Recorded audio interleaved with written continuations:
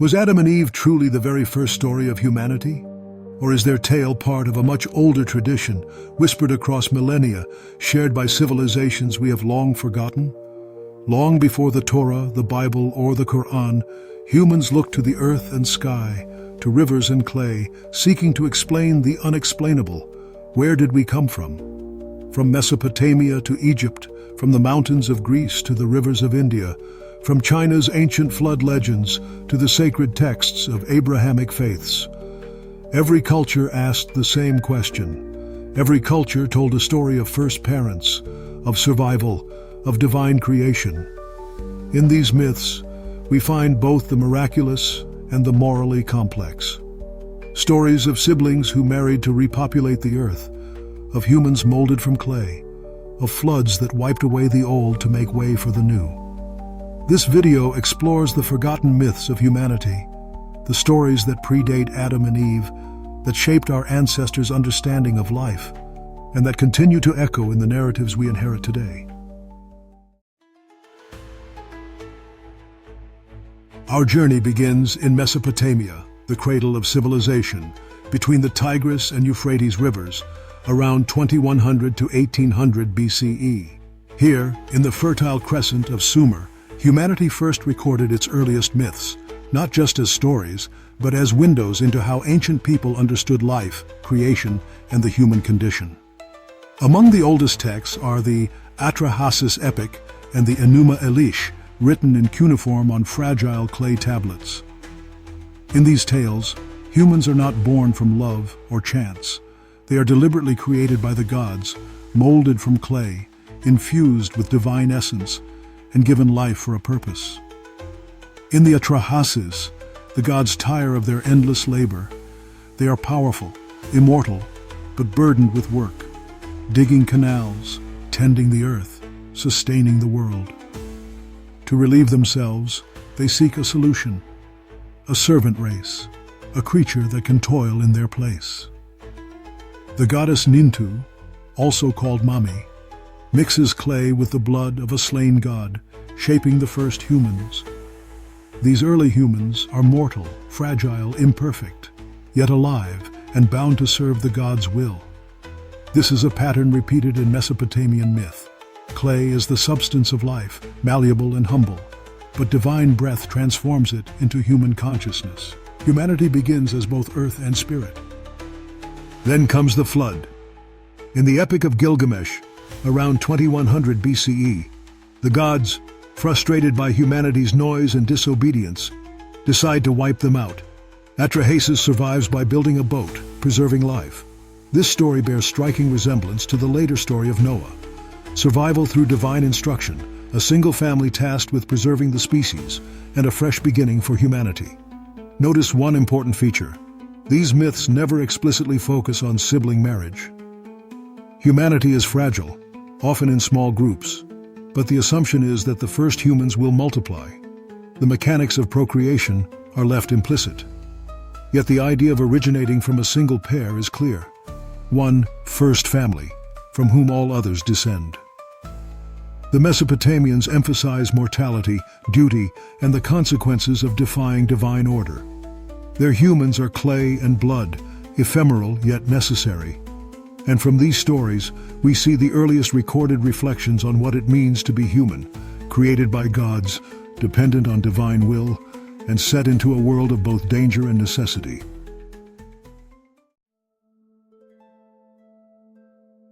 Our journey moves west to the banks of the Nile River in ancient Egypt between 2500 and 1500 BCE, the era of the Old and Middle Kingdoms. Here, creation myths take a divine and familial form. In the city of Heliopolis, priests told of Atum, the self-created god. Atum existed alone in the primordial waters of Nu, and from his own essence, he produced Shu, god of air, and Tefnut, goddess of moisture.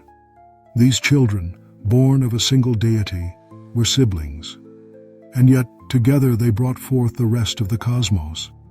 Geb, Nut, Osiris, Isis, Set, and Nephthys. In Egyptian thought, the universe itself is a family. The cycles of birth, death, and rebirth are mirrored in divine lineages. Sibling unions are not just acceptable, they are essential, sacred, and often emulated by pharaohs. Many royal families practice brother-sister marriages, believing that the divine bloodline must remain pure, a reflection of the gods themselves. Unlike the discomfort we see in Abrahamic traditions, incest among gods, or the first humans in Egypt, was morally unproblematic. It symbolized the continuation of life and cosmic order. Humanity, according to the Egyptians, is part of this divine tapestry. The first humans' actions and relationships echo the structure of the gods. The Egyptians also linked creation with stability and order, concepts they called ma'at. Humanity must align with this divine order to flourish. The first humans were not merely biological beings. They were part of a moral and cosmic structure, where the lines between human and divine, family and universe were intertwined. This worldview helps us understand a major cultural difference, where Abrahamic religions later viewed sibling marriage as morally troubling. The Egyptians saw divine families as a model for sustaining the cosmos itself, a symbolic and practical necessity reflected in the lives of their rulers and their understanding of life itself.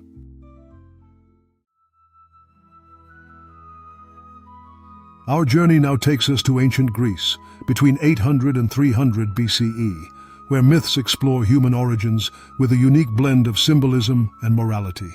In Greek myth, the story of the flood centers on Deucalion and Pyrrha, the Greek equivalents of Noah and his wife. Humanity had angered the gods, specifically Zeus, and he decided to cleanse the earth with a devastating flood. Only Deucalion and Pyrrha survived, guided by the oracle of Themis, the goddess of divine law and order. Here, a moral problem emerges. If all humans descend from a single pair, how can the earth be repopulated without violating moral norms like sibling marriage? The Greeks found a creative solution. Deucalion and Pyrrha were instructed to throw the bones of their mother behind them. They realized this meant stones of Mother Earth. As they cast the stones over their shoulders, each one transformed into a man or woman. Humanity was reborn, not through direct sibling unions, but through symbolic creation. This myth shows a striking difference from the Mesopotamian and Egyptian traditions. Greek myth avoids the moral dilemma of sibling marriage by introducing a miraculous, allegorical method of reproduction. It emphasizes the power of divine law, symbolism, and human ingenuity, rather than relying on a literal first family model. Yet even here, the theme of a single pair as the origin of humanity remains central. Every culture wrestles with the same question: how do we begin? How do we multiply? How do we preserve morality and divine favor while continuing the human race?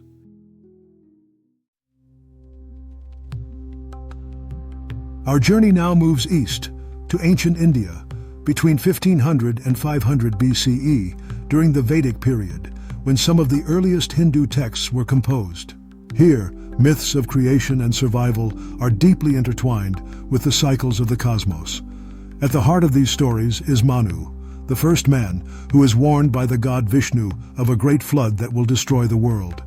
Manu builds a boat, and with a few survivors, preserves humanity and the seeds of life, remarkably similar to the story of Noah. After the flood, Manu and his descendants must repopulate the earth. In some texts, the children marry among themselves. Unlike the later Abrahamic discomfort with sibling unions, early Hindu traditions do not treat this as immoral. It is a necessary act, sanctioned by cosmic law to ensure the continuity of life.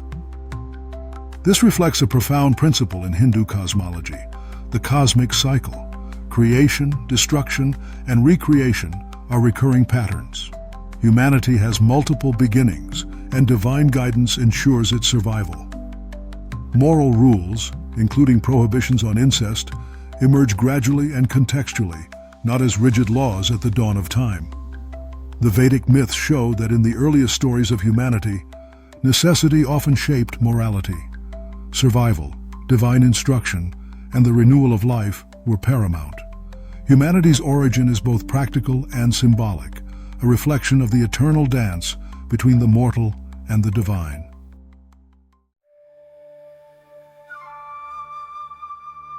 Our journey now reaches ancient China, roughly 2000-1000 BCE, where the myths of human origin are intertwined with the forces of nature, divine beings, and moral order. In Chinese mythology, Nuwa and Fuxi, a brother and sister, survive a catastrophic flood that destroys the world. They are humanity's only survivors. Faced with the urgent need to repopulate the earth, they feel shame at the idea of marrying, aware that in later human society, such unions would be forbidden. Yet in these earliest times, morality is shaped by necessity. Heaven grants them permission, sanctioning their union for the survival of humankind. With this divine approval, they marry, and together they repopulate the world. The story directly parallels the dilemma faced by the children of Adam and Eve. How to continue the human race when only one pair survives? Unlike in Abrahamic traditions, Chinese culture acknowledges the moral tension, but resolves it with divine authority. Necessity and survival justify a temporary exception, a concept that appears repeatedly in world mythologies. This myth emphasizes the interplay between morality, divine law, and survival. The early world is dangerous, unpredictable, and governed by cosmic forces. Humans are vulnerable, and the divine provides guidance, even if it means bending the moral rules that will later govern society.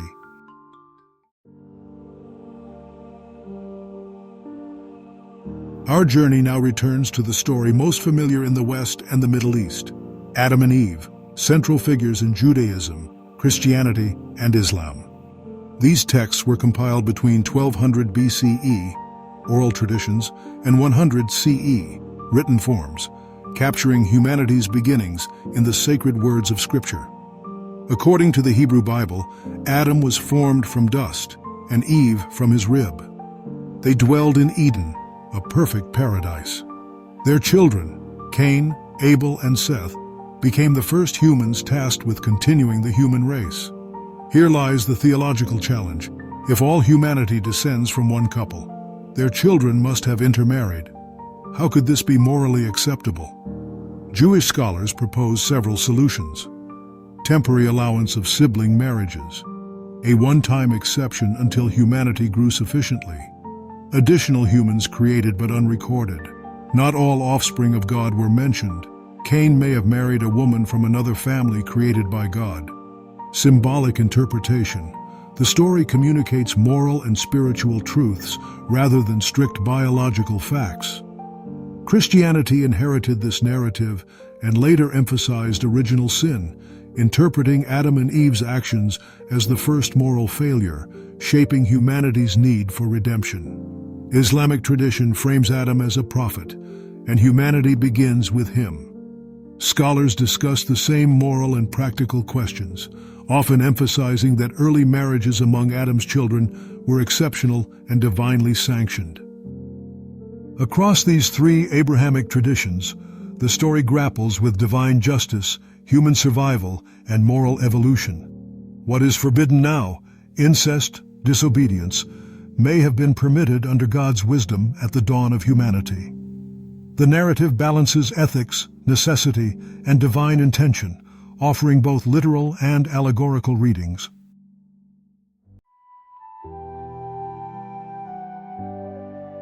As we trace these myths across the world, a pattern emerges.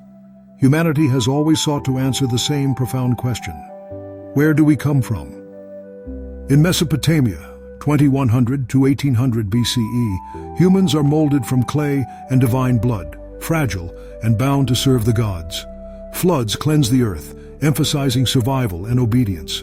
In Egypt, 2500 to 1500 BCE, divine siblings create the cosmos, and pharaohs emulate these unions, blending morality with cosmic order.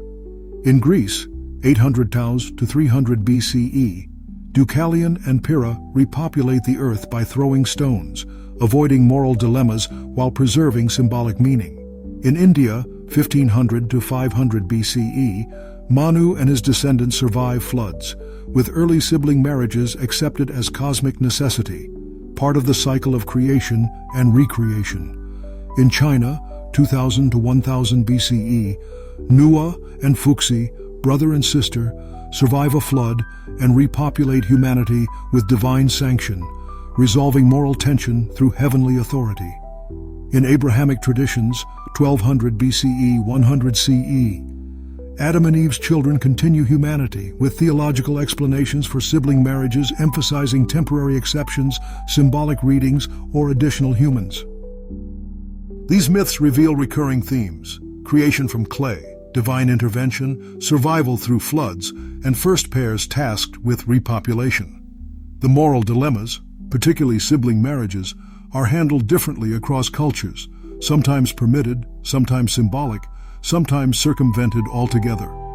The story of Adam and Eve, familiar to billions, is part of a much older, widespread human attempt to explain our origins. Perhaps its power lies not in literal fact, but in its role as a shared human myth, a reflection of our collective quest for meaning, survival, and understanding of life itself.